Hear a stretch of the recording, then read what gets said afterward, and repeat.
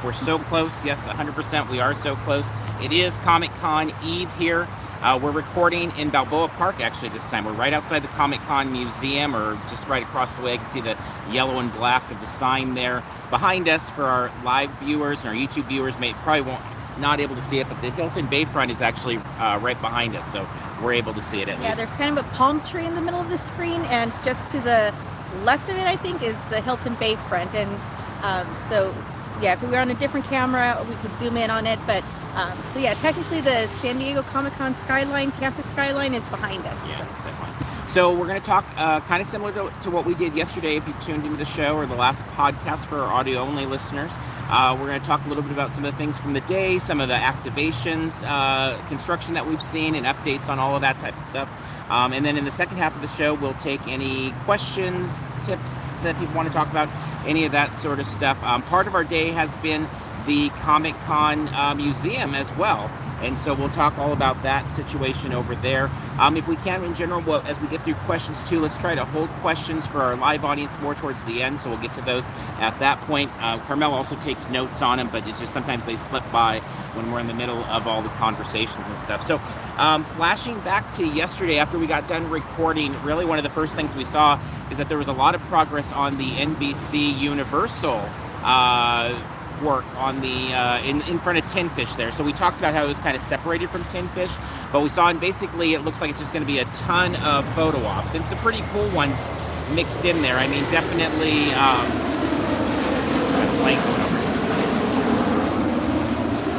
like for Chucky, they've got a whole setup there where you can be one of the good guys in the Chucky box. Quantum Leap, The End Is Nigh, the new Bill Nye series there. What's called The Resort, the Peacock exclusive. The vampire one. The vampire one, yeah, original The Vampire. So all of them seem to have photo ops. It looks, if you went to Comic-Con Special Edition, it looks like it's going to be very similar to that, where you're going to probably... La Brea actually has the same kind of skeleton skull dinosaur thing that they had at Special Edition, but just one piece of it looks like, not the whole display that was there for Special Edition. Yeah, and so it seems that the situation is going to be probably you're going to queue up outside the activation along the side of the Tin Fish there, and then you'll be allowed in, of course, one at a time, or however groups at a time, I should say. And then I think you'll be able to make your way through the photo op. So if all you want to do is the Quantum Leap photo op, it'll probably be a quicker run through, and then I'm sure there'll be some swag. At Comic-Con Special Edition, they alternated the swag, so different times you'd come, it'd be different things. So we'll see what it is there. But really, it's focused in on Peacock, NBC, and Sci-Fi, all under the NBC Universal umbrella, but those three forms of television. So, and then right across the way over at the Hard Rock, inside, they went all out with Apple TV. So if you followed along with us in social media, you might see that there. But there's all sorts of wraps that are just basically advertising the streaming service of the Apple TV Plus. And then inside the Apple, for each of them, are small images of, like, Poppy from Mythic Quest, or, whoever from each of the ones. So yeah, I think it was Mythic Quest, C, Severance, and one other show. I think it started with an I, something that was kind of represented. Invasion was the other one. So yeah. I think it was like 4 of them that were primarily like the focus on the banners and stuff. And again, hi to everybody. And then just if you're just joining us, we're trying to hold off on questions until the end. So I am taking notes, but if I miss it, we'll catch them up at the end. Yeah.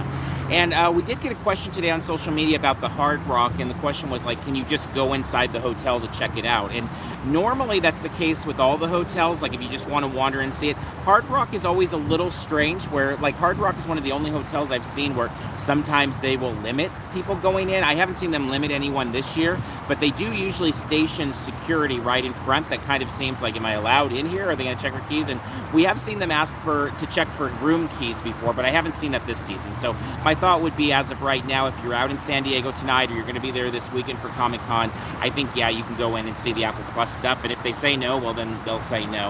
Yeah, and then there's the option of saying you're going to eat at Mary Jane's, even if you're not, if it is within their hours, although they have limited hours. So I think if it's like more normal hours that you're going in, it probably isn't going to be an issue. But if you're trying to go in at like midnight or something, I don't know, that might be more difficult. But yeah, Mary Jane's is a good reason to be going into the lobby. Yeah. And on that note, about hours, it's a good thing to note there is just the hours in San Diego and the Gaslamp have been really limited for a lot of food options in the last year or so. And that continues so far. I think a lot of it will change in the next day here. Of course, with Comic-Con, you would think they would go out. But whether it's labor shortages or other reasons, when you look over at, for example, Mary Jane's at the Hard Rock, their normal closing time on weekdays is 7 p.m. And so last night, even though it was Comic-Con setup, a lot of people are in town for Comic-Con, they were closed at 7 p.m. We've been down here on nights of Padres games, and they're closed at 7 p.m. It was interesting. I know we posted about that little the Marriott pop-up for food, and they open at 8 a.m., and a lot of people were like, that's too late. Like, we want to get our food earlier. The Hilton Bayfront posted their times today on their Instagram. I know the SDCC blog also posted them for them, but a lot of their food, like the food truck outside, I believe it said 12 to 7. So pretty limited hours on those. So we'll see how that ends up going, but it's something just to kind of be aware of because the hours have been really limited in the Gaslamp in general. You would think everything would expand to be very normal for Comic-Con times, but so far there have been some indicators that they may have a little bit more limited hours. So I don't know if that means you want to bring, extra groceries from the Ralphs or anything like that, but it's just something to kind of keep in mind as you are going to be approaching your Comic-Con weekend. Yeah, food just may not be as accessible as you would, or as it normally would be during a Comic-Con. So yeah, Derek said it could be staffing issues, and I totally agree with that. Totally agree with that. Okay, so then coming to this morning, we've had a very different type of day than yesterday. Some really cool Comic-Con stuff, but just different.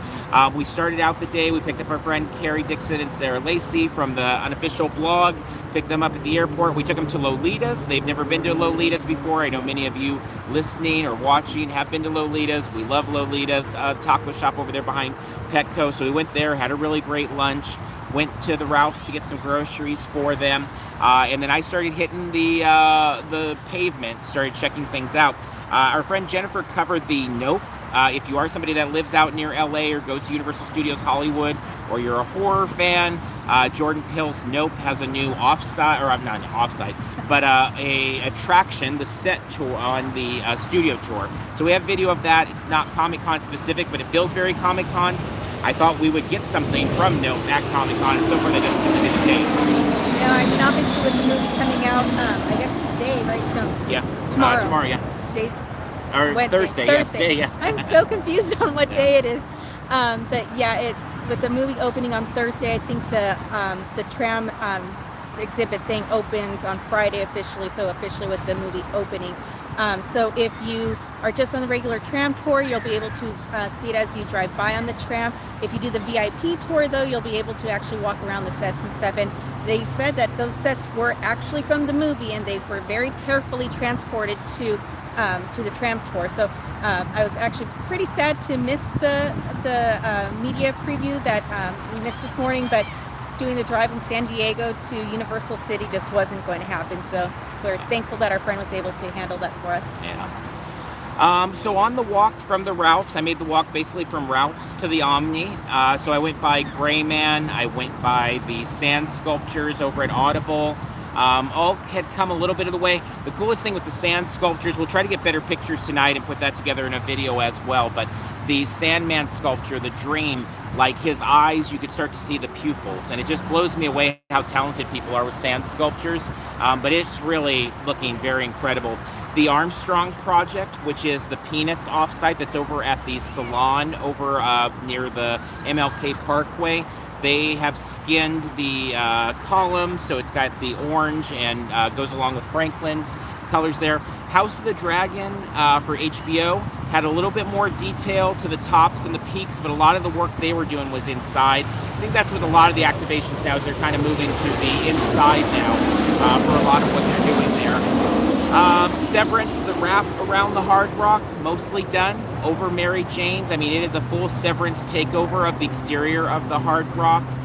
The Rookie and whatever the other affiliated Rookie show is with... I think it's the Rookie Fed edition or Federal something or Federal I don't know, Fed edition I think it is. So. That's all on Petco.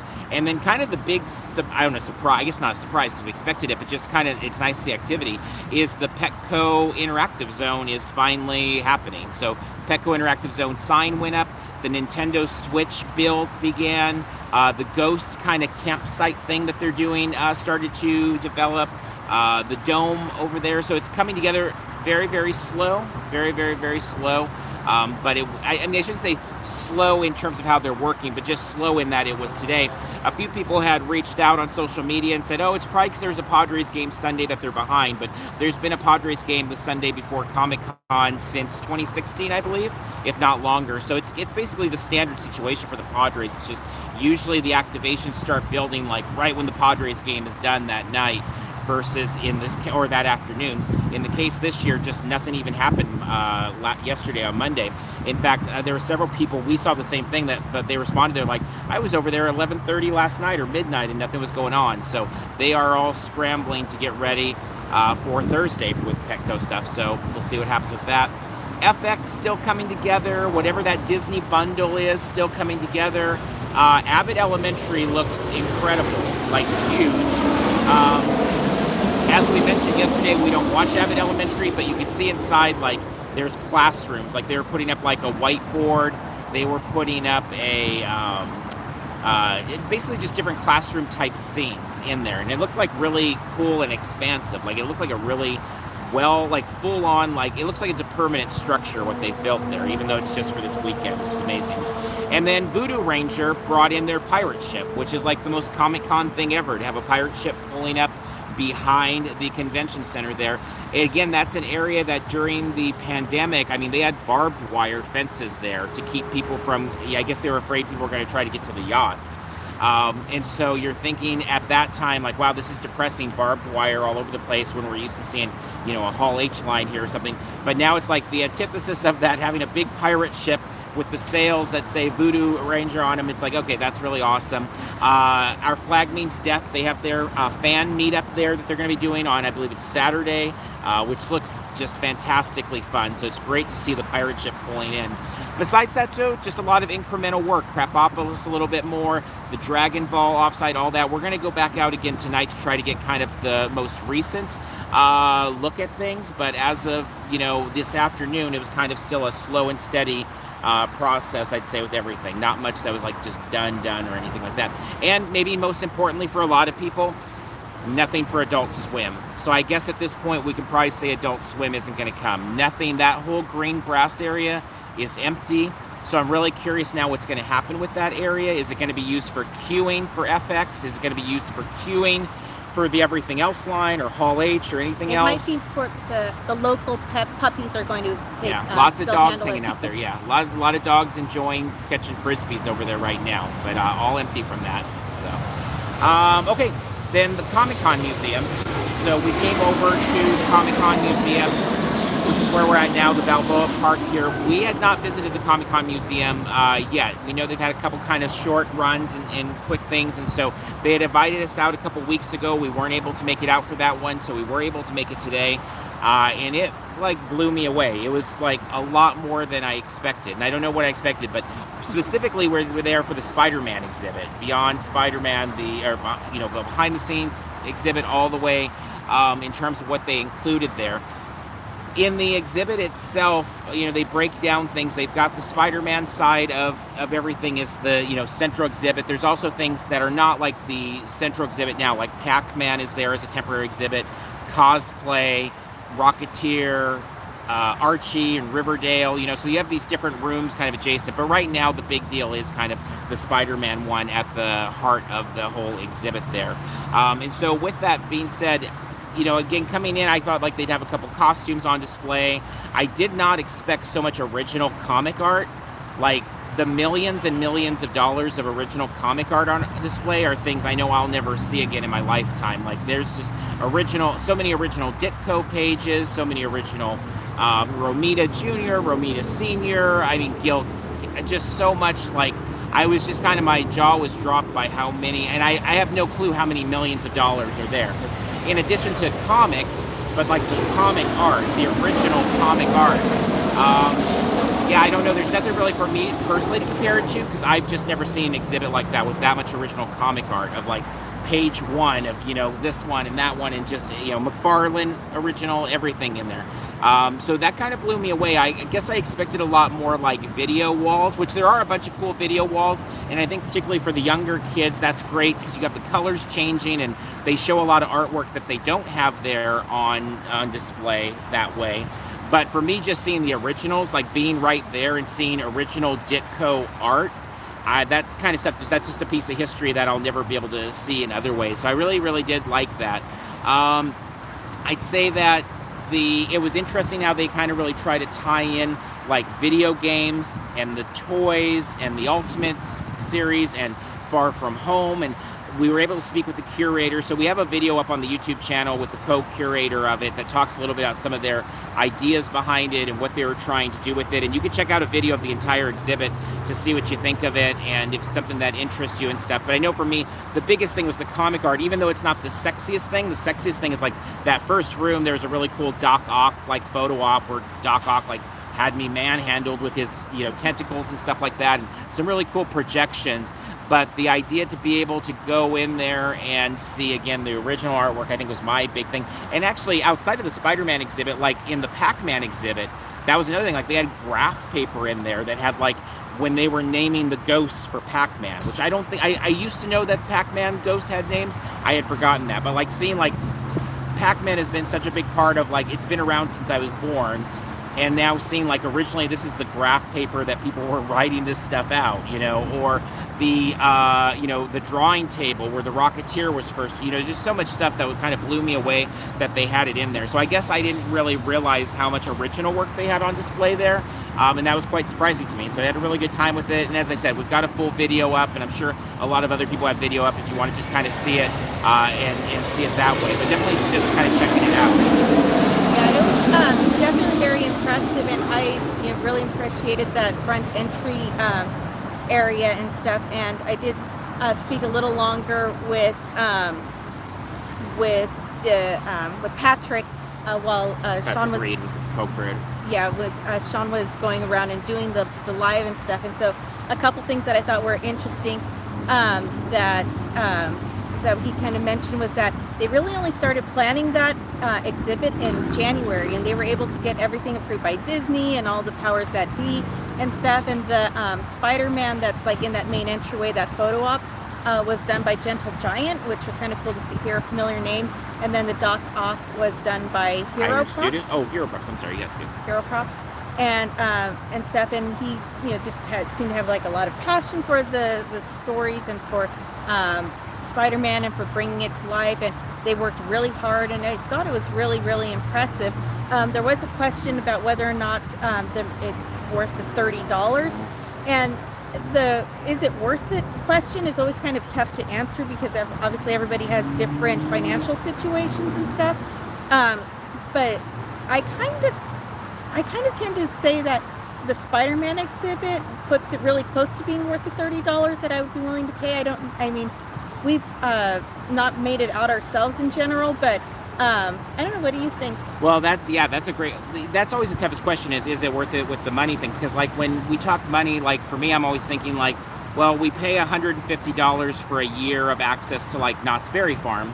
And it's like, well, when you pay $150 for a year at Knott's Berry Farm, it feels like going to the movies isn't even worth it, or things like that.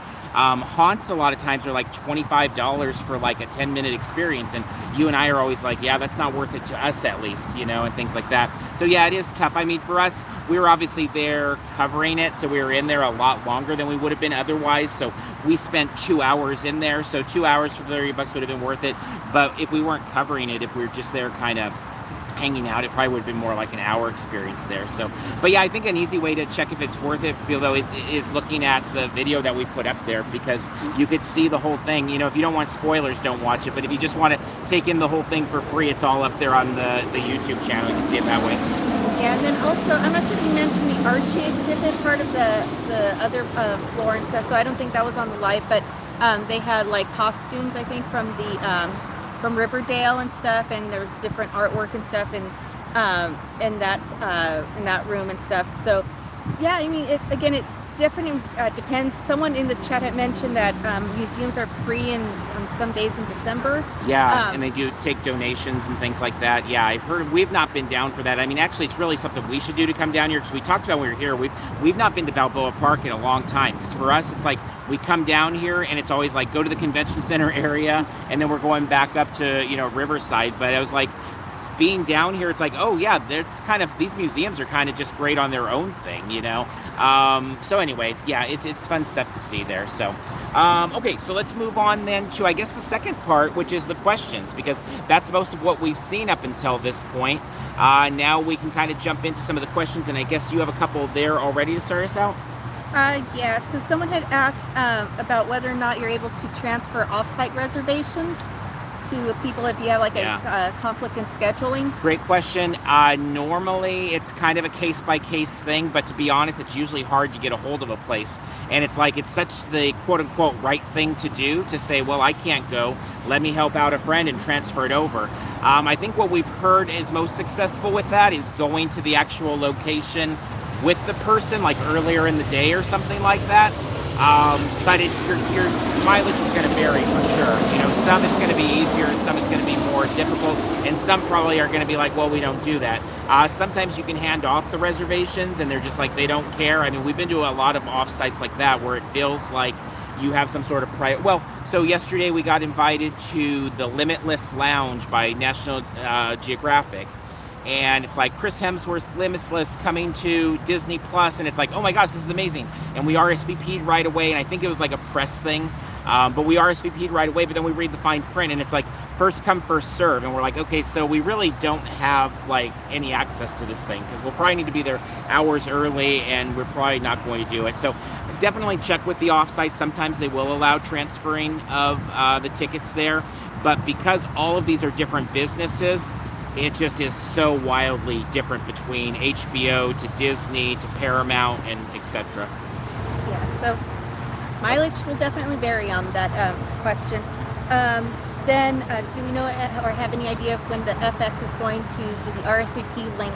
No. So I did see, I believe Kim from Outside Comic Con found this, and she put up her guide today with some offsites, like a really great guide of just like very concise, when things open, all of that type of stuff went up today. And in that, though, one of the things she found is FX had reclaimed the FX SDCC website.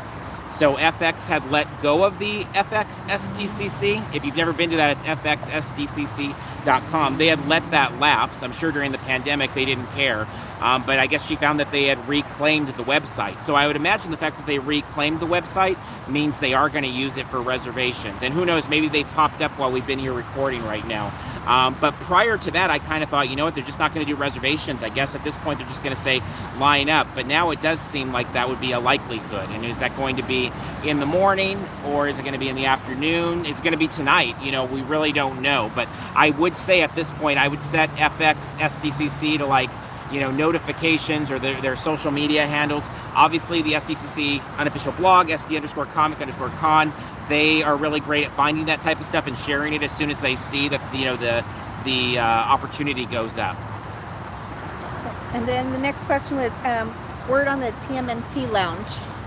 So what? Yesterday they had announced that it was moving over, or I shouldn't say moving, but they announced that it was going to be over at the Marriott Marquis, which please correct me in the chat for those that are live with us if I am misunderstanding this. But my understanding was it was originally, when it was announced like a week or two ago, it was going to be the Courtyard Marriott, and now it sounds like it's the Marriott Marquis. And so at the Marriott Marquis, that is the Marriott that's right next to the convention center, where Dragon Ball is at, and people are picking up their COVID verification wristbands today, and it's going to be in there. And then I know we talked about it a little bit yesterday for those that tuned in, but the idea is Konami is the one in charge of it, and it's really about kind of connecting with this long history of video games for TMNT. It's definitely a very interesting spot to me. Another thing, if you're not familiar with it, to plug something else over in that area over at the Marriott, if you're not familiar, the Stern Pinball area, they have like a lounge to just play like pinball for free. we did that at Special Edition and had such a good time. I think pinball is such a fun game on its own, and it was such a blast. I know a lot of people were really excited online, and I saw some people, like somebody got mad on our exhibit hall floor video because I didn't highlight Stern Pinball on the exhibit hall map. And so I know a lot, maybe everybody that's going to listen to this already had a plan to go over there, but I thought it was pretty cool that what we did at Special Edition, and I just wanted to point it out for anybody that wasn't aware of it being over there. Someone in the chat said that the Tiger's Lair, Turtle Lair? I'm sorry, the Turtle Lair is going to open at 9:30 at the awesome, in the Esports Esports Lounge. Thank you very much. Perfect. And then, let's see, next question I noted. I think the question was like our favorite parts of panels, or favorite parts of panels. Maybe if you can re-ask that one, just because I'm not quite sure on that one. And then questions on the Lego Minifigs drawings. I saw someone in the chat said that it's not happening. I haven't seen anything different than what we had yesterday, which was Lego with their sunglass emoji saying stay tuned to our social media channels. So I don't know if there was anything announced after that, but the last thing that was to that question was Lego answering it that way and saying, our bricks are sealed. Cool emoji. And so it seemed like, okay, it sounds like they're going to announce something, but yeah, I mean, nothing that I have seen. And again, today's been a little weird for us because we were running around the activations and then we ran over here and we're doing live streams for an hour at that museum. So it's very possible we've missed something on Lego or on any of those. So yeah, feel free to jump in the chat for those that are with us live and let people know if you saw other things on social media. I know one of the things we get done when we get done recording here is I'll be going through like all the social media posts that I could find to make sure I'm up to date. But yeah, the last thing I saw with my own eyes was just Lego officially answering the question with our bricks are sealed. Stay tuned to our social media with the sunglasses emoji. And so as I said yesterday, if they end up not having anything after telling people such a coy response with the emoji of like cool wink wink, that would be really rude. And Lego doesn't seem like the type of company to have like like Wendy's does some fun like roasting of people and stuff like that. I don't think Lego's like that. So I guess I'm expecting something still, whether it's minifigure drawings or something else. But do you know how soon we can start lining up for Saturday for Hall H? I have friends who want to line up Wednesday. That's from Derek in the chat. So that is a long time question. I know I've plugged several times, but the blog did their panel breakdown podcast. I highly suggest listening to that, even though we're running out of time here, because they go into great detail about when they think to line up. In talking about that, they specifically, because the official rule is that you cannot line up until a day before. Like, they don't allow you to line up on Wednesday for it. But what we know from history with all of these things is when a lot of people start doing things, it just kind of happens. So sometimes people move around and they mill about. But it is possible people are going to line up on Thursday. I mean, Wednesday sounds incredibly early, but also I'm not a person that would line up on Friday for it. So, Wednesday sounds just like insane to me. But if that's how people want to spend their con now, but my understanding is Comic-Con International doesn't recognize any line as official until the next day line is moved in. So by that logic, once the Friday line is moved out of the next day line, then the Saturday line can move in that evening. So that would be the official answer. Yeah. Okay. And then the next question I noted was, do you need tickets for autographs like at Nickelodeon? So booths do it differently. I'm not sure how Nickelodeon's doing it. I have not looked into their signings. In fact, we've never really done anything at the Nickelodeon booth. It's just never been, there's cool stuff there, but it's just never drawn us in. Like Entertainment Earth, for example, has some really great drawings and some that I'm interested in, but they have normally done theirs as an online lottery. Like you go to the booth and then you click and blah, blah, blah. This year they've said nothing, at least that I've seen, about like they announced Timothy Dalton today as one of their people signing. And it just says stop by the booth for more information. Mattel historically has had like a little ticket, and I've seen them like hide it, and like you have to like be in the know to ask them for the ticket type of thing. Hasbro has said, at times just get there a little bit early. So it really does depend on the booth. Any information that they release, SDCCblog.com will post it on their thing. Actually, and while we can go to the next question, but I did get a press release from Nickelodeon, so I'm going to kind of scroll back and see if I can find that as well to see if there's anything in there about the signings. But But yeah, basically, in the end, I mean, if there is a signing that you know is happening, go to the booth as early as possible.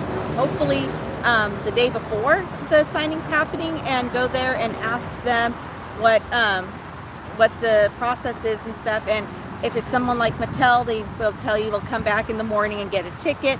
But if it's like a lottery up in sales, then they'll hopefully be able to tell you that. But always ask, and hopefully you'll be able to get an answer, and hopefully you're not asking the question too late, because if it's something that is important, you definitely want to go as early as possible in the process. And to use an example, just from my own history with it and my own future with it, one of the people signing this weekend at Comic-Con is Emily Swallow, who plays, for me, what I know her as. I know she's been in other shows, but she's the armorer in The Mandalorian. And so I would like to get her autograph, and I almost wanted to get it at Star Wars Celebration, but I think she was charging like $50 or $60, and no offense to her, but I just didn't know that I wanted to spend $60 on the armorer. But she's going to sign at Entertainment Earth this weekend. I think it's like Saturday maybe. So I'm going to go by the booth on preview night Wednesday and try to get all the information so that I understand the system. Years ago, we got Mark Hamill's autograph at the con, and I think he was signing on Friday. And so again, we went preview night. For us, usually one of the things we do on preview night, like in that last hour of preview night, is go and talk to the booths and ask questions about the autographs if we're going to get autographs. And if we don't have preview night, then it's something that we do kind of after the initial run Thursday morning. So maybe it's something we do at like 11 a.m. on Thursday morning. But we do try to take care of it Wednesday, Thursday. Yeah, definitely as much as possible and as early as possible. The next question was, I think it was a clarification on the earlier question of what's our favorite part of the Ballroom 20 panels. Oh, our favorite for this year of Ballroom 20 panels? I think that's the question. I mean, for me, it would be For All Mankind or Severance or Mythic Quest. I mean, I know I've said that a bunch of times, but I love the Apple TV shows. I particularly love those 3 Apple TV shows. I would love to see any of those. That was one of the things I was taking notes on when I was listening to the SDCC Blogs podcast about when to line up. And they were saying, I think it was like For All Mankind, they were saying like they thought to be there an hour and a half early for it. And so I'm like making notes in my planner, like, okay, I think I'd like to try to see that. That's for me. The animation stuff is great in there that they do in there. Man, they do. I mean, Ballroom 20 at most conventions would be like the biggest room. And so it's always crazy that you have in Hall H on top of it at San Diego. Paper Girls is a really big deal to me. If you've not read the comic Paper Girls, it is a really fun series. If you like Stranger Things, I think you would like Paper Girls. It's such a good, fun kind of time travel, crazy kids in the 80s doing fun stuff and irreverent. And I feel like Amazon will do a good job with it. So I guess I cheated and put a couple things as like my favorite Ballroom 20 things. I don't know, do you have any that jump out to you? I mean, the Apple one's definitely for me also. The thing with Ballroom 20 is it obviously requires a decent time commitment to try to get in there and stuff. And so we usually don't have time for that because we have I know I can't talk because we have so many different obligations and so much stuff on the schedule and stuff that it's usually very challenging for us to be able to commit to that and stuff. And so a long time ago, we got burned on going to the Big Bang Theory panel. This was, I think, before Parks and Cons. Like a decade ago, yeah. It was a long time ago. And we waited in line a couple hours, and then we got to the waiting area out where we were inside the building and we could see the doors, but then we weren't able to get in. So that was very frustrating. And so ever since then, it's like, okay, we're not going to do any of these lines unless we know for sure that we're early enough that we're highly likely to get in. And so Ballroom 20 is kind of a challenge for us, and so we don't often do too much in there unless we know that there's open seats and we see that on social media or whatever. Yeah, as a behind the scenes of like the Parks and Cons and like the press side of things and things like that, at least how we do them, there's a lot of really good and there's a lot of like, I mean, in the end we choose to do it all obviously, but like there are things that we get out, like on preview night, we're going to go do a tour of the Funko booth.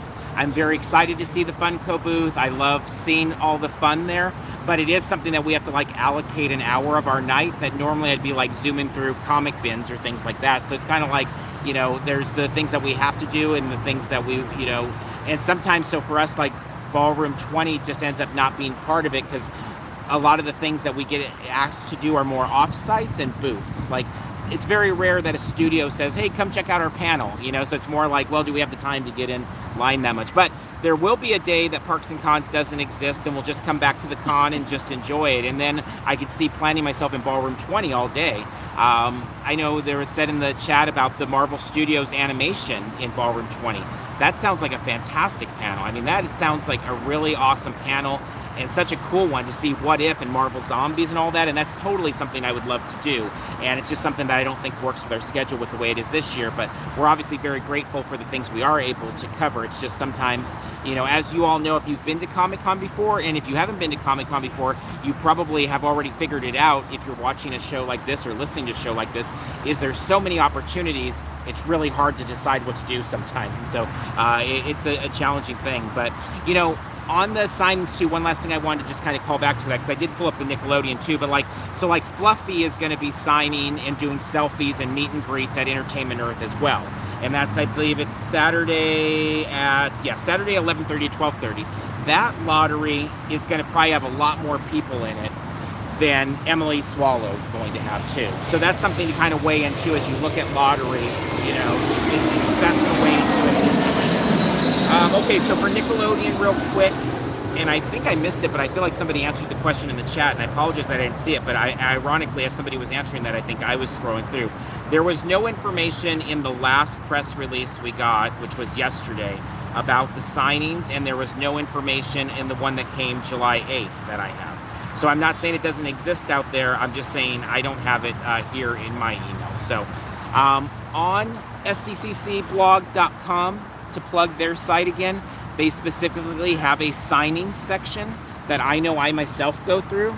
Like Emily Hampshire is going to be here, and she's Stevie from Schitt's Creek. So if you watch Schitt's Creek, we've watched Schitt's Creek like 10 times the entire series, and she has a comic book, and she's going to be signing at a booth. And so I went over to SDCCblog.com to kind of look, when is she signing? Did they know? And they'll have it there if they have the price or the lineup or the lottery or whatever it is. So if it's known, it'll be there. But unfortunately for our new Comic-Con attendees, a lot of the information is a surprise. A lot of information. And before the SDCC blog, almost all of the information was a surprise. You know, that's why a lot of us started working with the blog, is like, well, let's put info together so people know these things. But there's a lot of surprises, and that's good, and sometimes it can be challenging. And since we're talking about signings, someone was asking if you're able to bring your own items to be signed, or if you have to sign or are not able to bring your own stuff. Unfortunately, another thing that varies, like, you know, George R.R. Martin was signing, and now I think they said it's canceled. But when he was going to be signing, it was only going to be his book. You could either buy his book there, or you could bring his book, but he wasn't going to sign a Funko Pop or something like that. Brian Michael Bendis is a comic writer I have not come across at a con, but once, I think, prior to this. And I was really thinking about getting him to sign something. He is only going to be at the con Thursday. He is only signing at Abrams Publishing. And as far as I can find, he's only signing his book. So, like, if I wanted him to sign an issue of Miles Morales Spider-Man, he's not going to sign it for me. So I thought, like, well, do I want him to sign some piece of fiction that I don't care about? Or, you know, Timothy Kring, is that the correct name of the creator of Heroes back in the day? Like, we had to buy a book to get him to sign it, and it sits on a bookshelf, kind of hidden away. I'm always like, I don't even know if I really like this. Like, I wanted his autograph, but I don't know that I like it on a book sitting on the shelf. So it does vary from place to place. We got Mark Echo to sign something years ago, and it was like a sweatshirt there, and it was such a random thing. Oh, no, Mark Echo, it wasn't a sweatshirt. They gave out Dexter t-shirts, and it had to be the Dexter t-shirt. So this is all in addition to like how WB would do posters and things like that. So it does vary. Over at Entertainment Earth, back in the day, we got like Sam Jones as Flash Gordon to sign something. And in his case, they were asking it to be an Entertainment Earth item. So even though I would have rather gotten an 8x10 signed, I ended up buying the San Diego exclusive that year to get him to sign that instead. Then the next question was who put out the guide that you mentioned. I think Kim's Outside Comic-Con. Yeah, she was just texting me about something right now. But Outside Comic-Con, we retweeted it earlier, or you can just find on Twitter Outside Comic-Con. And she put together a guide. The SDCC blog has a guide as well. But Kim just published hers yesterday, and so we were just looking at it actually with somebody over here at the Comic-Con Museum. But yeah, those are really useful tools, and particularly for people if you don't have a badge for one or more days. You know, we have a lot of friends that come in and they don't have a badge at all, and they just want to kind of see what they can do. And I find guides like that incredibly helpful to be able to look and see, does this place require a badge? What time does lineup start? Is there an online reservation system? You know, something like Severance, they've said there's going to be an online reservation system at 6 a.m. each day, but then there'll also be a standby line. And it's like, okay, I don't really know how long you'd have to be in line for the standby line. I don't know if it's a thing of like, if you don't get it at 6 a.m., that's when the line starts to fill up with people, but it's nice to at least know that information and then decide from there. Definitely. Then the question was, how is the weather and do you need a jacket? And the weather's been pretty nice. It's definitely in the 70s. Today, I think, is the warmest for the time that we're going to be down here. So with the humidity, it does feel a little warmer than you would expect for the 70s. Outside Comic-Con is... okay. Free for the festivals. Yeah, most off-site things are free. Most are free. Yeah, except the parties and stuff, and that some of them charge. But sorry, I got distracted with that. The weather. So it's been nice, but definitely warmer than you would expect. But then it's supposed to cool off the next few days. So as for any convention, dress in layers. But probably a light jacket wouldn't be uncalled for. The evenings have gotten kind of chilly, so. So our friend Carrie that flew in today, and she had texted me as she was waiting at the airport for us to pick her up, and she said, "You're so right about the weather down here. It's cool. It's cooler than where I'm from." She's come from Oklahoma. It's very warm there. Where we're from in Riverside, it's 100 degrees every day. But it's not like cool necessarily, unless you're like, right now, we're under the shade. It's almost 7 p.m. Like, I was going to actually put a light sweatshirt on now. It's like, okay, it's a little cooler. But this afternoon, when I was doing the walk from Ralph's, and I was checking out Gray Man for Netflix, and I was checking out the Audible, the beach slate over there, the sandcastles and all that, I was like starting to like drip sweat. Like, I took my hat off and was like wiping my brow, because it's just like there was no breeze and the sun is just coming down. One thing to be important for you to know about San Diego gas lamp area, if you're coming in for like a first timer, is there are surprisingly few shaded areas. Like, that's something that's always been surprising to me, and particularly this year as we've been doing these live streams, it's like, okay, there's 2 trees that we have in, Balboa or in Bayfront Park that we can go under, and if people are already under them, I guess we have to go sit in the sun to record one of these shows. So it's been nice, but not as nice as I would hope. Not as cool as some Comic Cons have been, but also not as hot as others have been as well. Yeah, you really think 70s would be nice and comfortable, but with the humidity, it just feels a little warmer. Yeah. Is CBS and Paramount Plus having a booth on the floor, and will there be any ghost signings, I think is the question. I'm not sure about the Ghost signings. I know they've been really big on Ghost, and Ghost was like one of the first things announced in terms of an off-site, so they seem to really be leaning into that. So I would imagine actually there will be a signing, but I don't know if there is for sure or not. That would be in that signing guide again on the blog's website there. In terms of a booth, they do have a booth, Paramount Plus booth, so like many things, like ABC morphed into Disney Plus booth in a lot of ways now, the CBS booth has morphed into the Paramount Plus booth. So, but yeah, you can find them on the floor there, and I'm hoping for some fun stuff over there. We've been pretty big fans of Paramount Plus. There's a lot of stuff we watch there, particularly Trek, but there's been quite a few shows that we've been liking there, which I'm surprised, because when Paramount Plus first debuted, it was one, I think we only got it because of being at Comic-Con and like the Twilight Zone hype at the time, I think, is where we started. And then it's like we kept it for Discovery and, other Trek, and now, I mean, Strange New Worlds is like one of my favorite shows ever all of a sudden, this new Star Trek show that just finished its first season there. But yeah, Paramount Plus, I think, and also just judging from outside, Paramount Plus and Disney are dominating the outside. Like, they're really dominating. Amazon's big there too, and Apple's big there too, but you can just tell, like, Paramount Plus, you've got Teen Wolf on one side with big 12 park building wrap. You've got Star Trek on the Marriott. They've got that corner. Then they've got Beavis and Butthead in the middle. Like, they are really pushing to make their presence known. So I actually think their booth may have some really good giveaways, photo opportunities. I really feel like Paramount Plus is really taking this seriously. Pandora 566 says Strange New Worlds is awesome. Totally agree. Totally agree. And then there's a question of what time to line up for preview night, and I think someone on there answered they suggested 3 to 4 if there's something on the floor that you want, and I think that's pretty reasonable. I think that's very reasonable. You know, be careful if you don't need something, like if there's not one booth that you have to get to, you know, don't get drawn into the FOMO or the hype. And I know I struggle with this for the 20 years or whatever we've been going, however long it's been, but like I see people lining up for preview night at 8 in the morning and I'm like, oh my God, I need to get in line. And even though there's not maybe anything I need, like this year, there's really not one destination for me on preview night. So I'm probably not going to get in line till like 5. And I would normally be 3. But we are going to be doing we're going to be doing the Super 7 Cobra Commander offsite as a media appointment, and we're going to do the Gray Man Netflix one as a media appointment. So that's going to make us get over there a little bit later. But I definitely want to be there by 5 at the latest. Even if I need to walk out of the middle of the escape room at Gray Man, I'm going to do it because I just want to be on the floor in that first few thousand people. I know I won't be in the first few hundred, but in the first few thousand. But I think 3 to 4 is a really reasonable time if there's something you want to go to.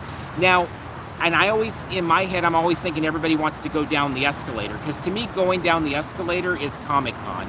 And what I mean by that is when you're hitting the floor, those are the first people that go in. The ones that are there earlier, they go upstairs, and we covered all that in our video guides if you checked them out, and you come down the escalator. But there are a lot of people that just want to go on the floor normal, and they just wait for the doors to open after everybody from upstairs is down.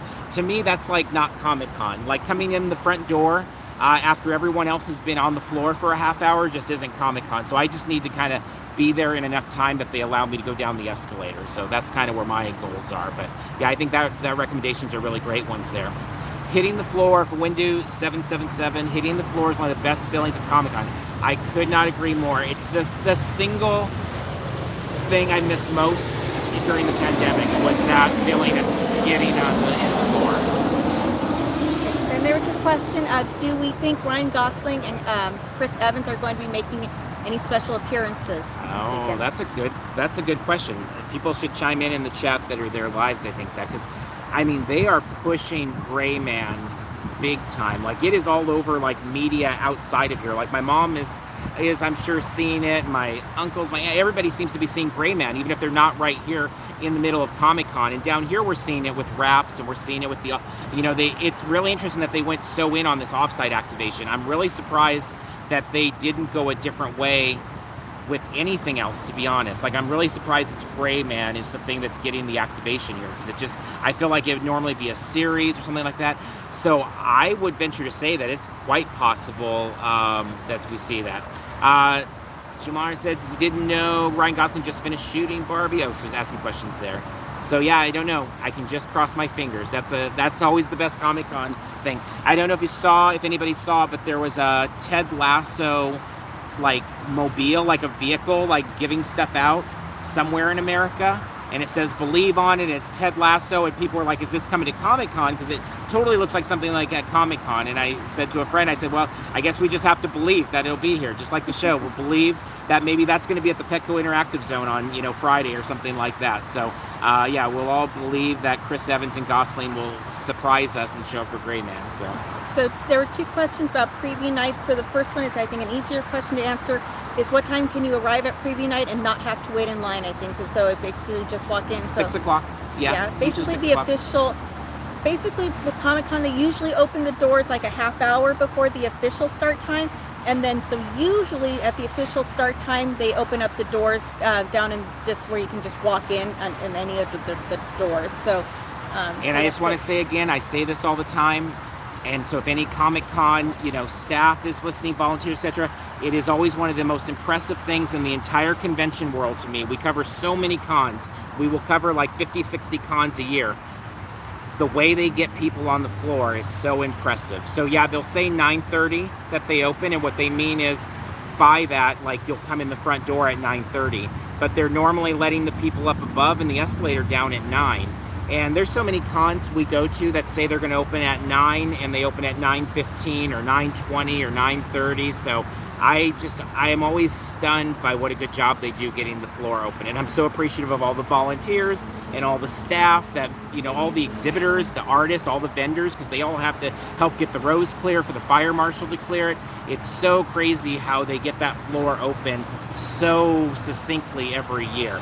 But yeah, if you just want to cruise in and not deal with all the lining and going up escalators, maybe just show up 6:15 on preview night, and you should be able to just breeze right in through a hall and not have to wait at all. And then the other preview night question was, what if you're wanting a Mattel exclusive? What time do you line up? Well, that's a good question for me to try to figure out myself, because I really need that Ghost Rider Hot Wheels. So that's like my number one thing. That's the thing I would trade stuff for, or that I may end up buying off eBay later if I can't figure out a way to get in. That's my number one thing. So I think that for Mattel, I'm thinking that probably it would be on for preview night if we're talking. I'm thinking that probably is more of a 4 o'clock type of a thing. So my current plan on that, because again, this is being totally transparent and honest, the Hot Wheels Ghost Riders, the number one thing I want to get at Comic-Con this year. So for myself, since I'm not going to be able to get there early enough on Wednesday, what I'm going to do on Wednesday is I am going to go to the Mattel booth and I'm going to scope it out and see how crazy is it, how busy. I think that Monster High doll is going to bring a lot of people over there. The Monster High doll, Monster High dolls became very popular. They were already popular. The old ones are selling for $1,000 on eBay. I think it's going to attract people. I don't think this one's going to ever be worth $1,000, just my own opinion. But I think it's going to attract a lot of people over there. I don't think Ghost Rider is. So even though it's my number one thing, I don't think it's going to be a lot of people's number one thing. So I'm going to go over there and see what it looks like. I'm going to talk to the booth employees, try to get a feel for things, what's going on, how is it going to work Thursday and Friday, and then I'm going to make my plan for there. And then it probably will be the target Thursday morning, and we'll see how that goes. That's my leaning as of right now. But I think if you were going to try to do Mattel on preview night, I would probably try to be there by like 4, and 3 is even better. Yes, Drunkawan says Ghost Rider and Razor Crest Fire. I agree. The Razor Crest is a great one too. Yeah, good point. I think Mattel is one. I haven't bought a Mattel exclusive in several years. I became really disenchanted with them during the messy Maddie collector days, and you would go and wait hours to pick up your pre-order over at the Marriott Marquis, and it was just such a bad taste in my mouth. I kind of swore them off for a while, and so as a result, it's been a while since I've messed with that booth, and so it's actually good for me that I have to kind of go back there and figure it out this year. So hopefully I can do a better job helping people next year, because I've kind of had to use secondhand getting information from others the last several cons, because I haven't messed with Mattel. But this year, I feel like they're really bringing their A game. The Jurassic Park figure set is awesome. The Big Jim Pulsar. It's very old and retro. I'm sure it's going to be sitting around on Sunday, and a lot of people won't want it, but I think, yes, great point. Great point in the chat. Was straight to VHS. The Mattel exclusives go online at 9 a.m. on Friday. That's a great point. That is definitely something that should be said. We should say that about Funko too, with the shared exclusives. I mean, there oftentimes are those online ones, and that's definitely a way to go as well. I do like there's something about the toy hunter in me that I like to have it in my hand. Like I want to have the Ghost Rider in the car with me. But no, that's a fantastic point. That is also a way to go about it too. So for anybody looking for those, make sure to watch for that. Okay, then Javier Lopez asked, do they let people into sales to pick up autograph wristbands from the lottery before they queue the everything else line, or do I need to line up in the everything else line to pick up the wristband? You do, yeah, everything else line. Yeah, as it always, everything that's not Hall H is the everything else line. So yeah, you'll go through the everything else line and then you'll make your way up there. And that's one thing to remember, again, particularly for newer attendees, is remember that the everything else line is truly everything else. So sometimes it can be disheartening, like you get there at 8 a.m. and the line may be going around like who knows how far, and you think, oh, I want to go to Ballroom 20, look how long the line is. But just remember, that line is for Ballroom 20, it's for Room 6A, it's for, the floor, if there's a Lego minifig drawing, if the signings, the wristbands, it's for everything else. So don't ever feel disheartened by the everything else line. The everything else line is like the one line at Comic-Con. that should never feel disheartening because it's just covering so many things. And then Henry K is asking, why aren't we walking around the gas lamp? We want to see what's going on.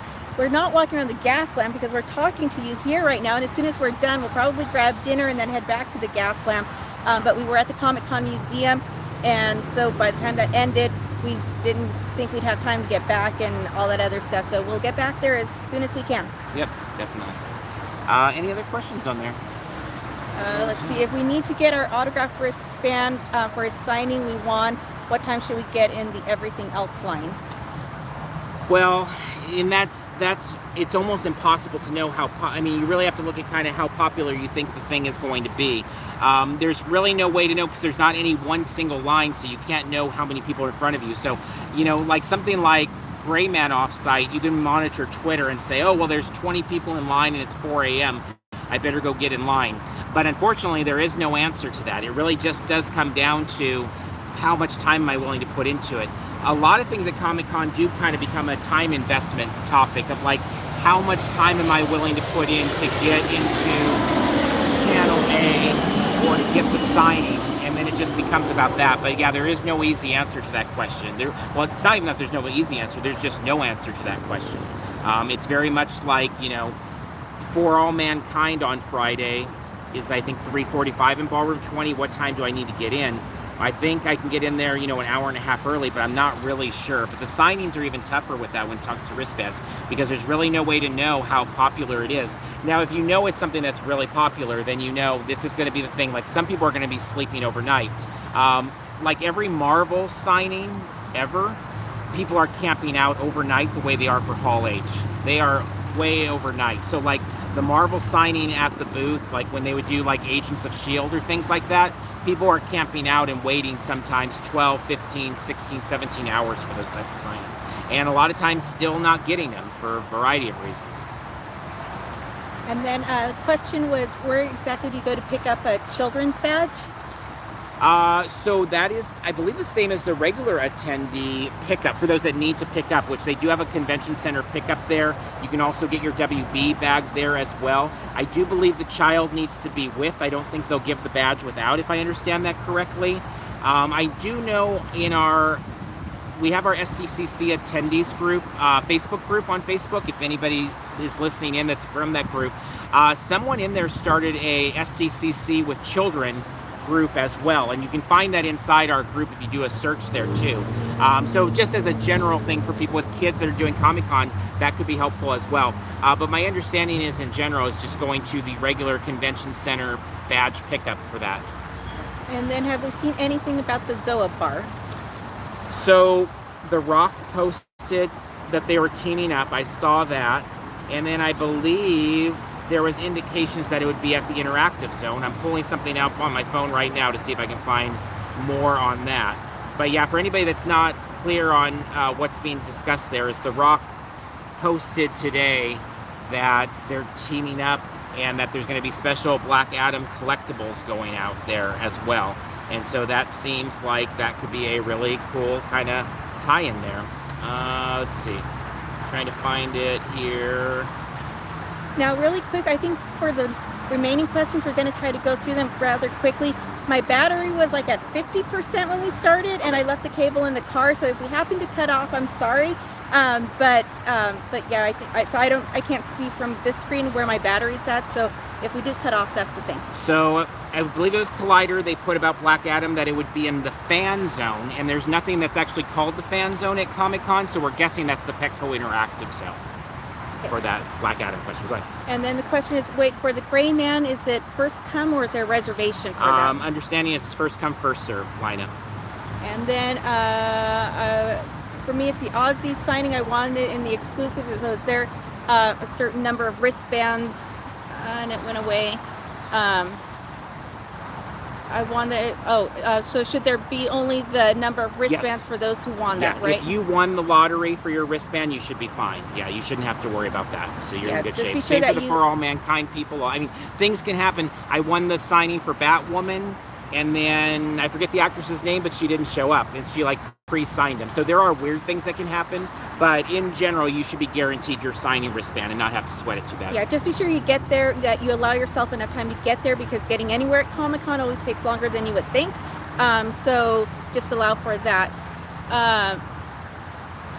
Grown Man Show showing a first episode of another season. That would be very cool. Yeah, I mean, those types of surprises are like our favorite thing about Comic-Con. Let's see. Outside Comic-Con said Interactive Zone was their guest. Haven't seen anything. Okay, there you go.